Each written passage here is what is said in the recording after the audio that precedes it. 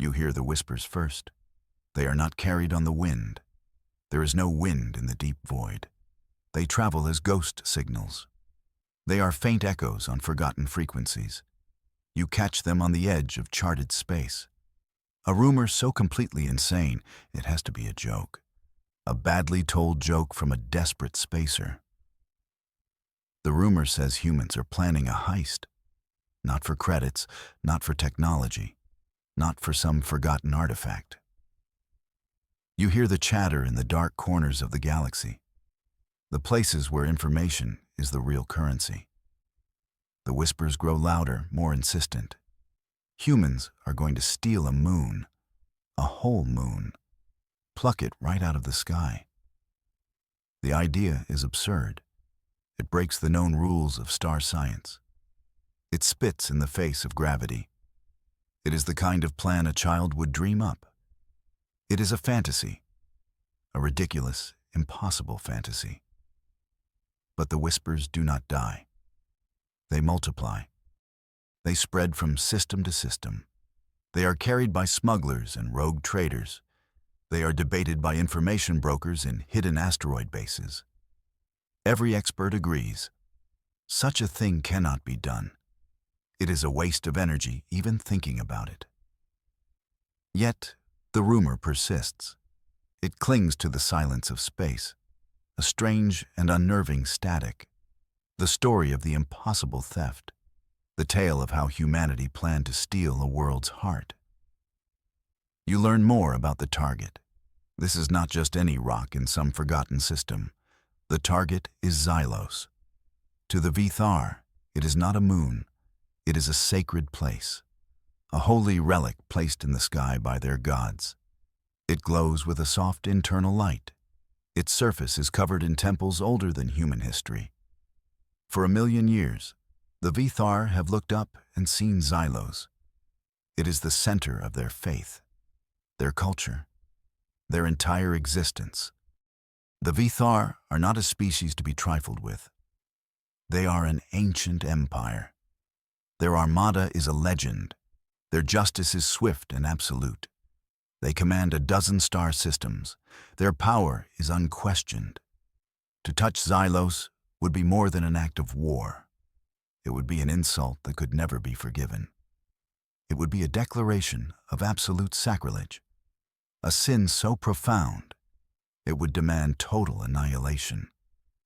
The Vithar Empire, as they are known, would unleash their full fury, not just to win a war, but to erase the memory of the offenders from the galaxy.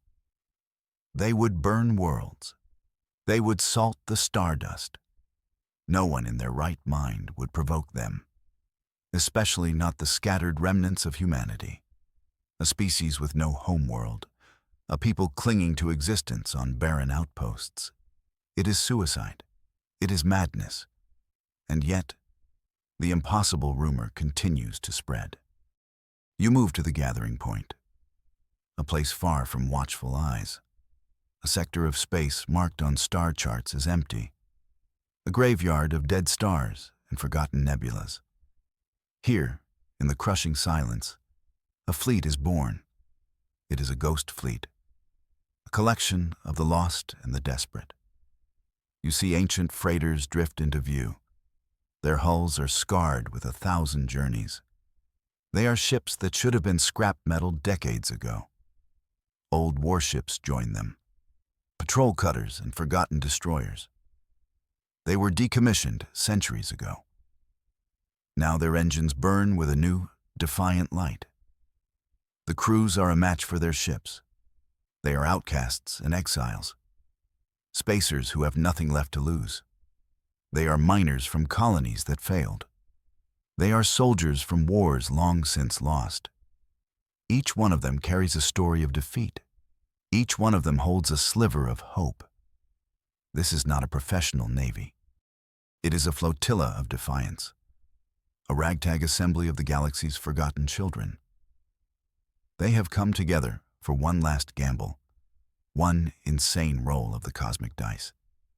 The air on their bridges is a mix of recycled oxygen and pure, undiluted audacity. They are here to steal a moon.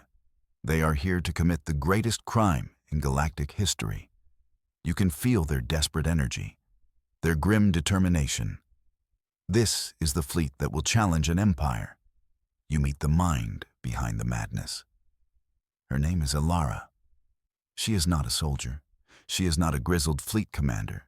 She is an engineer, an outcast from the rigid scientific communities. They called her theories unhinged. They said her understanding of star science was flawed. They cast her out. Now she stands on the bridge of a converted asteroid miner, the flagship of this ghost fleet. Ilara reveals her plan. It is elegant. It is terrifying. It is completely insane. She does not intend to fight gravity. She intends to trick it, to fool the universe itself. She has designed a new kind of weapon. It does not fire lasers or missiles. It fires pure, focused gravity. She calls them gravity harpoons. They are a network of 1,000 synchronized projectors. These harpoons will not pull the moon. That would take too much energy. Instead, they will create a subtle slope in space-time, a gentle, invisible ramp. The moon, Xylos, will simply slide down this ramp. It will drift away from its planet so slowly, so quietly, that no one will notice, not until it is too late. The calculations are breathtaking. The energy requirements are immense. One mistake, and the fleet could be torn apart by tidal forces. Ilara looks at the star charts. She sees not a risk, but a path to salvation. She is ready. The operation begins. It starts not with a roar, but with a whisper. 1,000 tiny lies broadcast across the sector. You see small, fast ships jump into Vithar territory. They release false sensor readings, ghost signals that mimic pirate raids. They create distractions on the far side of the Empire. A small fifth patrol is sent to investigate a fake distress call. It is a carefully orchestrated galactic misdirection.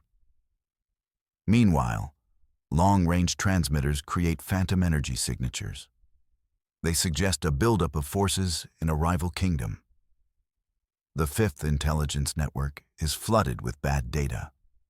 Every sensor screen is filled with noise. It is a digital smokescreen, a blizzard of lies designed to confuse and overwhelm. The human fleet uses this chaos to move. They slip through the outer defenses undetected. They are a shadow moving within a storm of deception. The plan relies on more than just technology. It relies on psychology. Humanity knows its enemy. They know the Fifth Har are proud. They know they are arrogant. The feints and false signals are designed to look like the clumsy work of lesser species. Minor pirate incursions. Nothing worthy of the full attention of the Vithar Empire. It is a grand performance, and the Vithar are the unsuspecting audience. You watch from the heart of the Vithar Empire. The command center on their capital world is a cathedral of technology. Polished chrome and silent, efficient officers. Commander Kerr Vok surveys the galactic map. Reports of minor anomalies trickle in, a sensor glitch near the outer colonies, an unconfirmed energy reading in a quiet sector. He dismisses them with a wave of his hand. His aide is nervous. The number of glitches is unusual. Kervok scoffs. Glitches are the concern of technicians, he says. His voice is deep and dripping with arrogance. Our star science is perfect. Our instruments do not lie. He believes the reports are beneath his notice. The idea that someone would dare to act against them so close to their sacred moon is unthinkable. It is not just improbable. It is an intellectual impossibility. He turns his attention back to matters of state, a trade dispute with a lesser species, a ceremonial parade to plan, the grand, slow-moving gears of an ancient empire. The Fifth Har have been in power for so long. They have forgotten what a real threat looks like. They cannot conceive of an enemy with the audacity of humanity. Their arrogance is a shield. But soon, it will become a gaping hole in their defenses. They are blind. They are proud. And their fall is fast approaching. The Ghost Fleet is in position. They drift in the immense shadow of the Vithar capital world. They are cloaked. They are silent. Every ship is running on minimum power. On the bridge of the flagship, Ilara gives the command. Her voice is calm, but you can feel the tension. The moment has come. "Fire the harpoons," she says. There is no explosion, no flash of light, just a soft hum that vibrates through the decks of 100 ships. Enormous energy beams lance out from the hidden fleet. They are invisible. They are silent. They are anchors of immense power. They latch onto the surface of Xylos, not with physical force, but with focused, directed gravity. The beams are perfectly synchronized, a web of pure energy spun in the darkness. The ships of the Ghost Fleet groan under the strain. Power levels plummet. Capacitors glow cherry red. The moon does not move. For a long, terrifying moment, nothing happens. The energy web is in place, but Xylos remains locked in its ancient orbit. Ilara watches her console. Her face is a mask of concentration. She makes a tiny adjustment to the power flow, a microsecond correction to the frequency. "Give it a nudge," she whispers. 100 engines fire in perfect unison, a gentle, sustained push, and the web of gravity responds. You are on the surface of the Vithar capital. The night is beautiful. The sacred moon of Xylos hangs in the sky, a reassuring presence. Then, you feel it. A slight tremor beneath your feet. Not an earthquake. Something else. Something deeper. You look up at the sky. A star watcher in a high observatory frowns. His instruments are reporting a gravitational anomaly.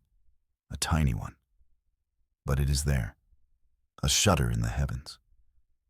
Panic begins slowly. The tides along the coastlines begin to recede, further than they ever have before. Then they surge back with unnatural force.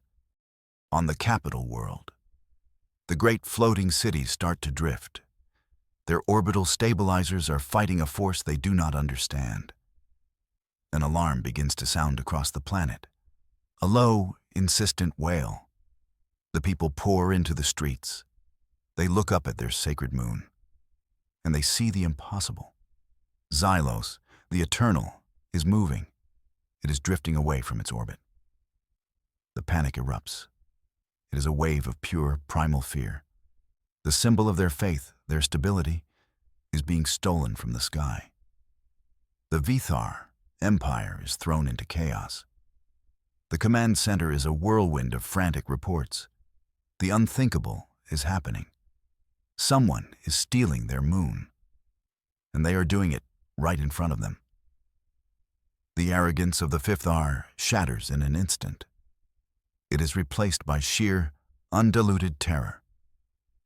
The Ghost Fleet is now exposed. With the gravity web active, their cloaking devices fail. One by one, the human ships appear in the sky, not as warriors, but as thieves in the night, caught in the act.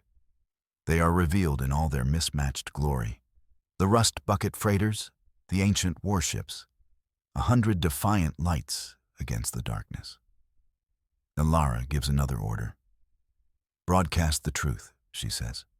"Let them see." A message is sent on all frequencies. It is not a declaration of war. It is not a list of demands. It is a simple, clear image. The image of the human fleet. The image of the gravity harpoons holding Xylos. The image of the moon drifting ever so slowly into the void. The impossible truth is broadcast for all to see. Humanity, the scattered. Humanity, the defeated. They are here, and they are taking what they need to survive. The galaxy is stunned into silence. Other species watch the broadcast with a mixture of horror and awe. The Vithar were seen as untouchable, an empire of gods. Now, a band of human pirates is towing away their most holy site. It is the ultimate humiliation, a crime so audacious, it rewrites the rules of power in the galaxy. The Ghost Fleet does not run, not yet. They hold their position, a silent, defiant statement. They want the Fifth R to watch. They want the galaxy to remember this moment forever. The shock on the fifth capital world turns to rage, a pure, focused fury that burns hotter than a star. The Emperor himself appears on the command center view screen. His face is a mask of cold, imperial wrath. "Launch the Armada," he commands. His voice is not a shout. It is a low, chilling promise of total annihilation. Find them. Destroy them. Bring Xylos back. Leave no human ship intact. Leave no human survivor to tell the tale. The Imperial Armada responds. From hidden docks in orbit, from fortified moon bases, the warships of the Vithar emerge. This is no ghost fleet. This is a navy of unmatched power, sleek, golden vessels that cut through space like daggers. Their weapon ports glow with contained energy. Their shields shimmer with impenetrable force. Thousands of ships, a wall of righteous anger, begin to move. Their engines ignite in a single, blinding flash. They tear through space with incredible speed. The Vithar are sworn to reclaim their holy site. But this is more than a reclamation mission. This is a crusade, a holy war against the blasphemers. The Armada does not bother with tactics or strategy. They fly in a straight, vengeful line. They are a spear aimed at the heart of the human fleet. The fury of the Vithar is now a physical thing, a wave of destruction moving through the void. The human fleet is in trouble. Dragging a moon is not easy. It is like trying to run a marathon while towing a mountain. Their top speed is a crawl compared to the Vithar Armada. You see the tactical display on Alara's screen. The red icons of the enemy are closing in fast. There is only one escape, a narrow escape route, a single, unstable fold point at the edge of the system, a shortcut through the fabric of space. Fold points are notoriously dangerous. They are tears in reality. To navigate one requires perfect calculations. To navigate one while dragging a moon is considered impossible by every expert. The gravitational stress should tear the fleet apart. The fold point itself could collapse, destroying everything. But it is their only path to safety. Ilara focuses on her console. She ignores the approaching Armada. Her entire world is now mathematics. The crew of the Ghost Fleet can feel the chase. They can see the Fifth R ships growing larger in their rear viewers, a swarm of angry, golden hornets. A few of the human ships are faster than the main group. They could make a run for it. They could abandon the slow-moving moon and save themselves. But no one breaks formation. They are all in this together. They will either escape with their prize, or they will all perish together in the light of the Vithar's revenge. Their only hope is the narrow gate. The Vithar Armada is moments away from weapon range. The human fleet will not make it to the fold point in time. A decision is made. It is a hard decision, but a necessary one. A small group of ships receives a final, coded message. The message is simple. Buy us time. On the bridges of a dozen vessels, captains nod in grim acceptance. These are the rear guard. They are the bravest of the brave. You watch as these ships, the oldest and most battered of the fleet, turn back. They peel away from the main group. They turn to face the full might of the Imperial Armada. A handful of rust buckets against thousands of pristine warships. It is not a battle.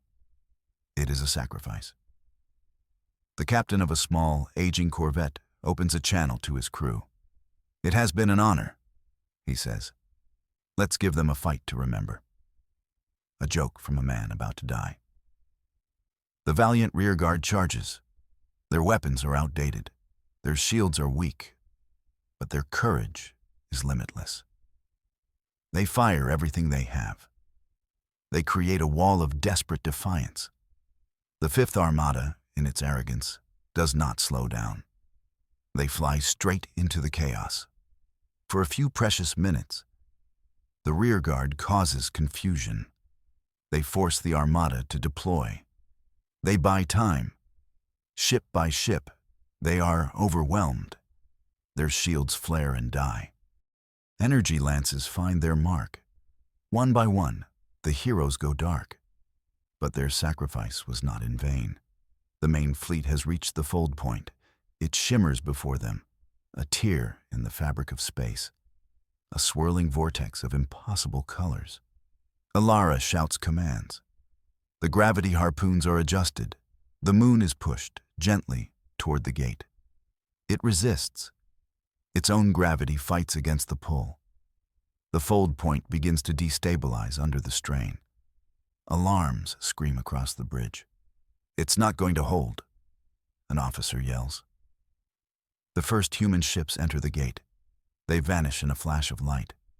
The Fifth Armada has cleared the rearguard. They are now firing on the remaining fleet. Explosions rock Alara's ship. Shields are failing. The hull groans. "More power to the harpoons," she commands. "Push it through."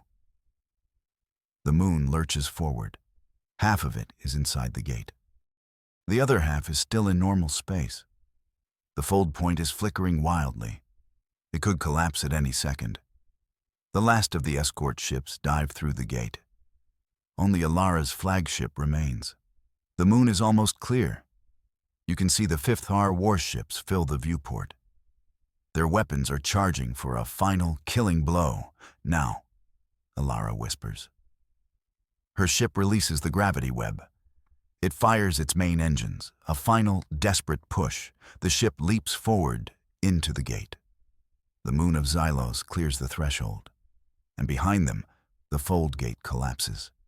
It implodes in a silent, blinding flash of light. Just as the Fifth Ar missiles arrive, hitting nothing but empty space. Silence.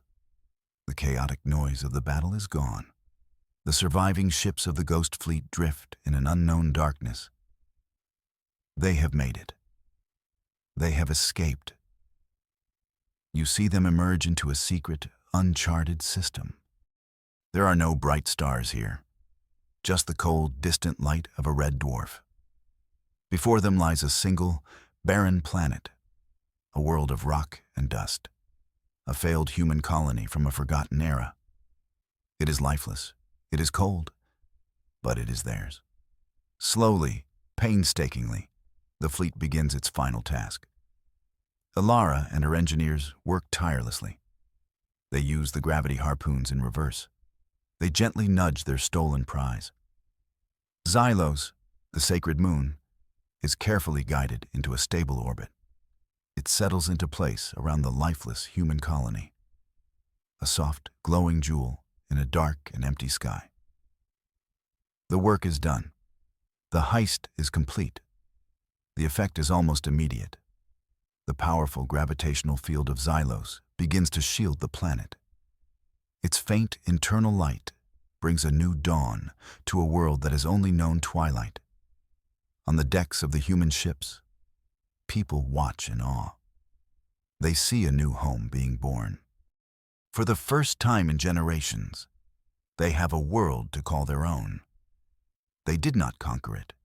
They did not settle it. They brought it with them. They have a new home in the void. A new message is prepared. It is not a plea for mercy. It is not a request for negotiations. It is a declaration. The message is broadcast from their new home, not just to the defeated Vithar, but to the entire galaxy. You hear the voice of humanity.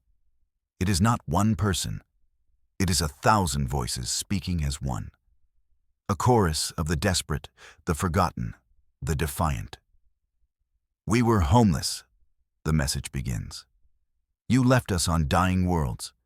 You told us the galaxy had no room for us. You watched as we faded. You watched as we starved. The voice is calm, but it carries an iron will. So we have made our own room. We have taken what we needed to survive. We have taken a new home. The broadcast shows the image of Xylos, orbiting its new planet, a symbol of impossible hope. The message ends with a promise and a warning. This is our world now. Xylos is our moon. We will defend it with our last breath. We have learned to survive in the darkness. We are no longer afraid. The voice hardens. Stay away from our light. Let this be our final message to the stars. We are humanity, and we are the species that steals moons. The galaxy listens, and for the first time, it is truly afraid of what humanity might do next.